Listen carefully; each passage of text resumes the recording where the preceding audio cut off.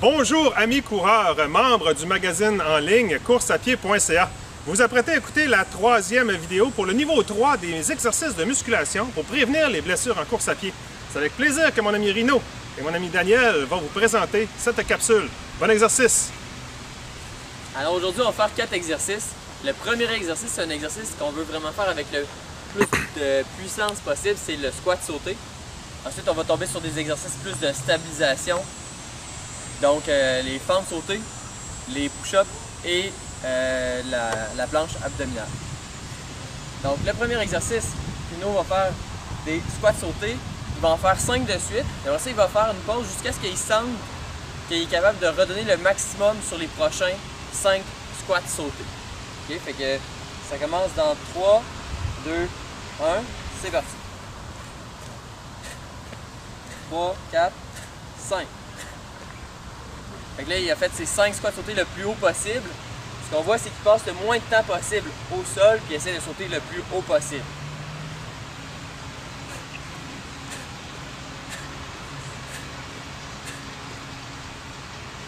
Ce qui est bien important de noter, c'est que le genou de Rino, il tombe aligné sur son pied. Et puis, Rino, il est assez fort, il est assez bon techniquement pour ne pas envoyer son genou de chaque côté de son pied. Donc, il reste vraiment avec un bon alignement tout au long de l'exercice. 2, 3, 4, 5. Encore 15 secondes. 1, 2, 3, 4, 5. C'est bon. Fait que dans 5 secondes, on va passer au deuxième exercice qui est un exercice plus axé sur la stabilisation, les fentes sautées alternées. Donc ça commence en 3, 2, 1, c'est parti. Puis là, on va faire la même fente qu'on a faite dans le niveau 2. Donc les pieds environ à 1 mètre d'écart. Les deux genoux devraient tomber autour de 90 degrés lorsque Rino est en bas. Puis là, ce qui est important pour Rino, c'est de garder le contrôle sur son genou. Il ne veut pas que son genou entre vers l'intérieur, il ne veut pas que son genou aille vers l'extérieur non plus. Il faut qu'il reste avec un bon alignement. Il faut aussi qu'il garde un bon alignement au niveau du dos. Donc souvent quand on fait cet exercice-là, on a tendance à se laisser aller vers l'avant, mais il faut contracter les abdominaux, retirer les épaules vers l'arrière pour rester bien aligné. Si vous voulez prendre une petite pause, vous pouvez le faire. Il reste 10 secondes. Dans 5 secondes, Rino va passer au push-up. Dans 3, 2, 1. Donc là, Rino il va faire un push-up. Puis quand il va être en haut, il va lever sa main vers le ciel. Donc, il descend, les mains un petit peu plus larges que les épaules. Puis ensuite, il amène sa main vers le ciel, puis il fait une rotation de son tronc.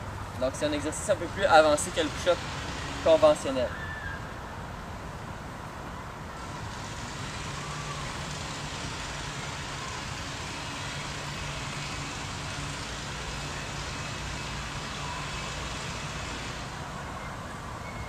Encore une fois, Rino il inspire lorsqu'il descend, il expire en remontant.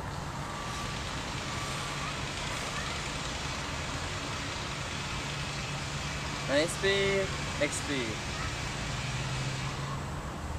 Encore 5 secondes. Ensuite, on va faire la planche abdominale. Donc 3, 2, 1. Rino se place en planche abdominale. Puis là, la règle, c'est qu'il peut avoir seulement 3 de ses membres qui touchent par terre à la fois. Donc là, il va lever sa main droite. Puis là, s'il veut replacer sa main droite au sol, il peut lever son pied droit. S'il veut replacer son pied droit au sol, il peut lever son pied gauche. S'il veut replacer son pied gauche, il lève sa main gauche. Il fait ça encore pendant un autre 30 secondes. Ce qui est bien important, c'est qu'il garde une courbure qui est naturelle au niveau du dos, donc qui reste relativement droit. Il garde le contrôle de ses mouvements. Il reste 15 secondes. 10, 5, 2, 1, terminé. Donc ça, c'est une séance qui dure 4 minutes au total. maintenant, vous prenez une minute de pause puis vous refaites cette séance-là d'un bout à l'autre. Alors, merci d'avoir participé à ces petites cliniques de musculation.